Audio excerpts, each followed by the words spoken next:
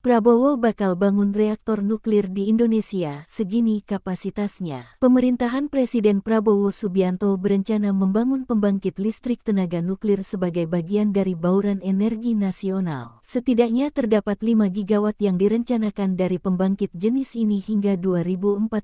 Semula, Ketua Delegasi Indonesia untuk COP29, Hashim Joyo Hadikusumo mengatakan pemerintahan Presiden Prabowo Subianto menargetkan bisa menambah kapasitas listrik nasional menjadi lebih dari 100 gigawatt dalam 15 tahun mendatang. Menurut Hashim, dari jumlah kapasitas tersebut, setidaknya sekitar 75% akan berasal dari energi baru dan terbarukan. Target ini merupakan bagian dari komitmen pemerintah dalam mempercepat transisi energi bersih. Jadi ini komitmen dari Indonesia untuk itu. Di samping itu ada 5 gigawatt lebih dari tenaga nuklir. Sementara itu, sisanya akan berasal dari gas alam yang akan menjadi energi transisi untuk mendukung peralihan menuju bauran energi yang lebih bersih. Sebelumnya, Presiden Prabowo Subianto menegaskan rencana Indonesia untuk mengembangkan reaktor nuklir sendiri. Hal ini diungkapkannya dalam Indonesia-Brazil Business Forum, Rio de Janeiro, Brasil, Senin tanggal 18